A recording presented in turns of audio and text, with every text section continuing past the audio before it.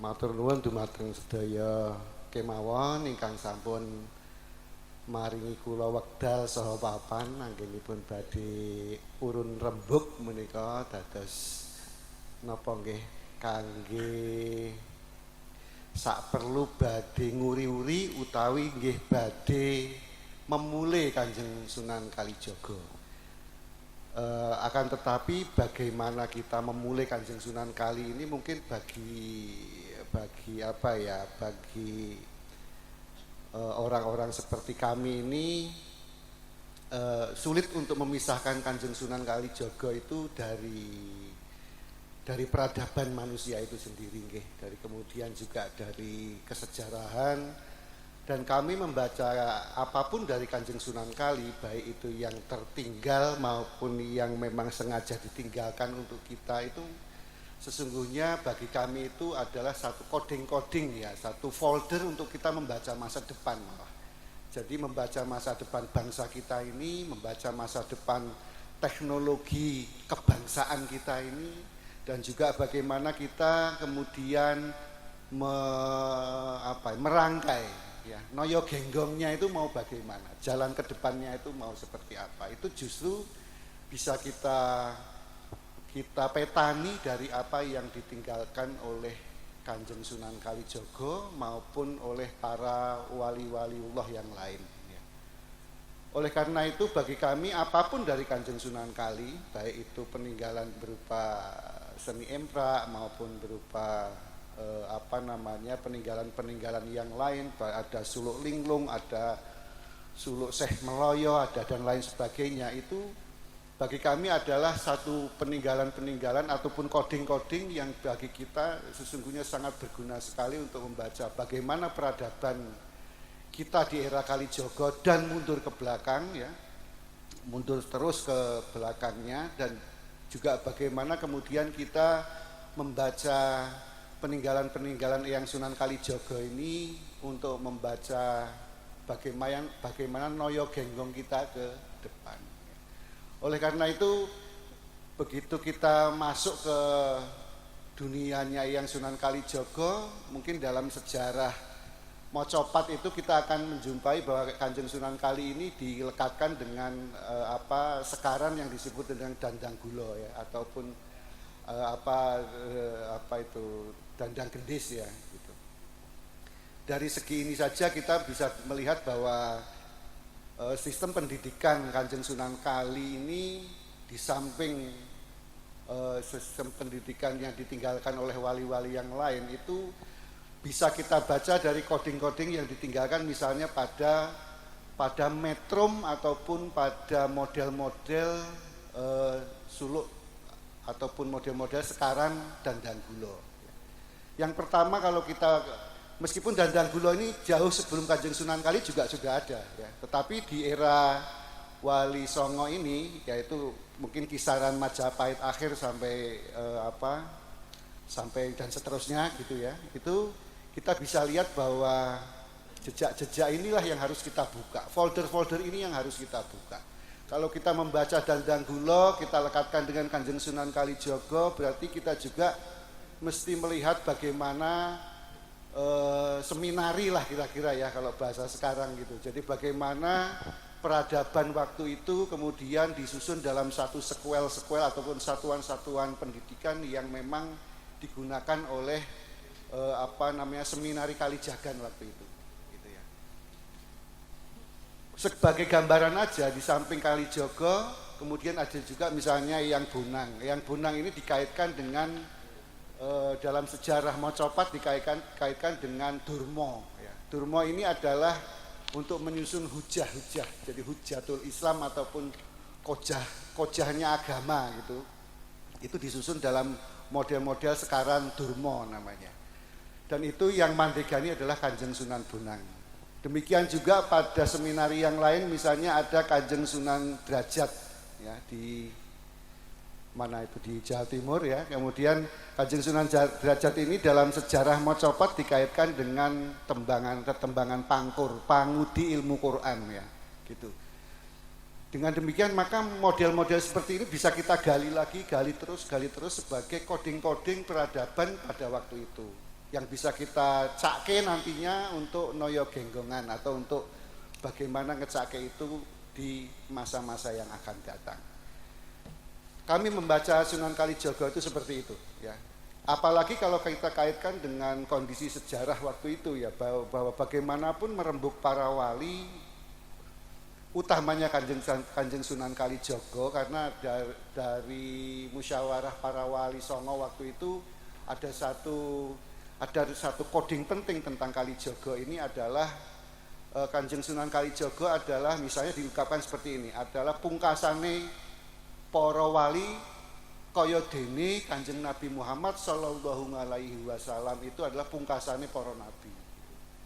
Jadi memang ini ada satu coding tertentu yang mesti kita baca, bahwa apapun itu tentang Sunan Kalijaga itu menyangkut, salah satunya adalah menyangkut Dandang Gulo yang terdiri dari 10 gotro. Tembang Dandang Gulo itu terdiri dari 10 baris, 10 gotro. Itu yang kalau kita baca dalam coding matematika itu artinya desimal, ya. Jadi dalam coding matematika, karena gimana ya, peradaban Jawa itu peradaban matematis, ya. Kalau kita bilang petung itu artinya math, artinya matematika. Kita di sana bisa melihat kombinatori antara bilangan-bilangan berbasis 5, ya, untuk dinan pasaran, ya. Paing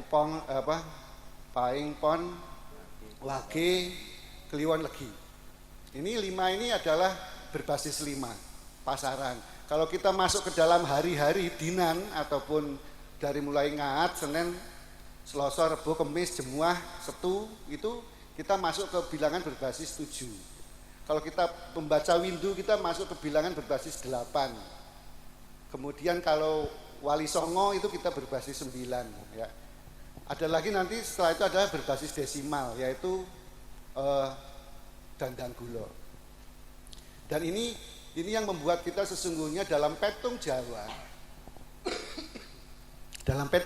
kita sesungguhnya berbicara tentang matematika. Dan coding ini yang mesti kita bongkar dari informasi apapun tentang Kanjeng Sunan Kalijaga, gitu. Baik itu informasi yang terdapat dalam mocopat, ya. Apalagi kalau kita berbicara tentang Dandang Gulo. Dandang Gulo itu kebak dengan atau penuh dengan sasmito gending. Ada sasmito gendingnya, ada sasmito ngarahnya, gitu. Dan ini mesti kita bongkar, gitu, supaya kita bisa melihat bagaimana sesungguhnya peradaban yang ingin diwariskan para wali ini kepada kita, dan bagaimana noyo genggongnya ke depan nanti, gitu. Ini yang mesti kita baca dari tinggalan-tinggalannya Kanjeng Sunan Kalijaga. Maka begitu kita tidak usah jauh-jauh lah, seluruhnya adalah sasmito. Bahasa sekarang adalah coding, ya. Coding sistem, bagaimana sistem-sistem coding ini harus kita baca, gitu. Begitu kita masuk ke lingkungan Sunan Kalijaga, makam Sunan Kalijaga hari ini, kita tinggal melihat saja coding apa yang ditinggalkan, kan begitu. Ketika kita memegang caga ini atau soko ini, oh ini jati, tapi ini bukan tinggalan tahun 1500, kan begitu. Gitu. Jadi kita bisa membaca coding. Nah ini yang mestinya menurut kami di balik seluruh peninggalan yang serba indah ini, serba penuh dengan norma, penuh dengan pesan-pesan moral, penuh dengan ajaran-ajaran luhur, penuh dengan ajaran-ajaran yang mulia, itu sesungguhnya tersimpan coding sistem yang memang merupakan bekal bagi kita, generasi yang sekarang ini yang akan memasuki dunia milenial ini, sebagai sangunya, gitu. Sebagai bekal bagi kita untuk melihat bagaimana kemudian noyo genggongnya, bagaimana langkah-langkahnya yang kemudian berjalan dari tahun 1500 itulah, ya, kira-kira zaman-zamannya yang Sunan Kalijaga dan para wali songo, gitu. Oleh karena itu kalau kita membaca misalnya dalam sebagai contoh kasus begini, kita membaca dalam Kidung Sariro Ayu ada, kalau siro mau pergi dalam peperangan, maka berbekalah tigang puluhan ya. Tigang kepel, tigang puluhan nasi ya gitu. Maka bagi sistem coding kita akan membaca, oh ini kalau begitu ada 3 jenis bahan pangan yang akan kita gunakan untuk dalam ngayai peperangan ataupun dalam kehidupan. Yang pertama mungkin kita akan membaca bagaimana padi konvensional yang akan kita makan. Puluhan kedua adalah padi ketan. Ya. Puluhan yang ketiga adalah parigogo. Bagaimana 30-an ini kemudian kita bisa tahu, oh kalau begitu siklus pertanian waktu itu, bagaimana kita bangsa Indonesia, orang Jawa memperlakukan tanaman parigogo. Kemudian bagaimana kita memperlakukan tanaman pari konvensional, pari yang biasa itu. Dan juga bagaimana pari ketan, bagaimana ketan kita tandur. Dan ini dibalik 3 kepel nasi, ketan, dan parigogo ini, kita akan membaca juga sistem coding tentang pranoto mongso, tentang perbintangan, rasi gubuk penceng bagaimana, ya, dan lain sebagainya. Sehingga kita bisa membaca dari 3 kepelan nasi ini berarti ada 2 sistem pengairan di seluruh peradaban Jawa waktu itu. Ya. Yang pertama adalah Kedung Srengenge, dan yang kedua adalah Tambak Segaran. Oh kalau begitu maka pelabuhan tidak mungkin di pinggir pantai, dia harus masuk ke dalam karena ada Tambak Segaran. Misalnya kalau jenengan membaca tentang Bengawan Solo, jenengan akan heran bahwa Bengawan Solo itu mengalir dari Surakarta Hadiningrat sampai sana ke Sedayu, dan Demak salah satunya dilewati oleh aliran Bengawan Solo ini. Gitu. Kalau kita baca lagi yang lain, oh kalau begitu sistem pengairannya ada 3 lapis. Pertama air tanah konvensional, air yang kita pakai untuk sumur. Yang kedua adalah air bersih untuk keperluan kota waktu itu, atau keperluan peradaban waktu itu. Dan yang ketiga air kotor. Jadi namanya Kedung Srengenge. Gitu. Maka di balik pesan-pesan, di balik keindahan-keindahan yang kita nikmati sambil dengan keterpenuhan spiritual ya, kita akan bisa membaca juga tinggalan-tinggalan yang berupa coding-coding peradaban ya, coding-coding peradaban. Hari ini semuanya serba coding ya. Kegiatan kita malam ini dalam codingnya UNESCO sudah ada angkanya sendiri. Oh ini kegiatan Emprak masuknya golongan ini seperti itu. Semuanya kategoris ya gitu. Maka kita juga bisa membaca hal yang sama dari peninggalan-peninggalan Kanjeng Sunan Kalijogo gitu. Oke, tinggalan-tinggalan yang lain kita buka lagi. Foldernya kita buka lagi. Terus menerus seperti itu. Kanjeng Sunan Kali berkait dengan keris. Oh berarti kita berhubungan dengan metalurgi. Metalurgi dalam komposisi termal yang seperti apa yang ditinggalkan oleh metalurgi waktu itu, sehingga sebilah besi bisa memancarkan gelombangnya dia sendiri. Struktur materialnya bisa memancarkan gelombangnya sendiri. Itu berarti tanur tinggi di atas 10.000 derajat Celcius. Ya. Yang hari ini hanya ada di industri-industri mesin yang ada di negara-negara maju, misalnya untuk membuat mobil, membuat pesawat, membuat titanium dan lain sebagainya. Itu berarti coding-coding metalurgi dalam sistem-sistem termal yang berteknologi sangat tinggi di atas 10.000 derajat. Lahar gunung berapi aja cuma 3.000 derajat ya. Kalau kami itu kejeblukan Merapi pelurut gitu, itu laharnya itu 3.000 derajat. Tetapi untuk sampai kepada model-model keris yang kita pakai hari ini, tombak juga pusaka-pusaka, kita berarti berbicara tentang metalurgi dengan tanur logamnya 10.000 derajat Celcius. Peradaban macam apa yang seperti itu? Kita nggak menjumpai itu dimanapun di dunia. Ini yang ditinggalkan oleh Kanjeng, ini pesan ini yang, coding ini yang ditinggalkan oleh Kanjeng Sunan Kalijogo. Oke, kita berbicara tentang udengnya, kita berbicara tentang agemannya, kita berbicara tentang kampuhnya. Kampuh itu Jarik. Maka kita juga berbicara tentang bagaimana strategi kebudayaan Eyang Kanjeng Sunan Kalijaga ini dalam menghadapi invasi kolonialisme tahun 1500-an waktu itu atau 1492 diawali dari Granada waktu itu. Artinya kita berbicara rigid sebuah peradaban besar dari mulai metalurgi sampai sistem pangan sampai sistem pengairan.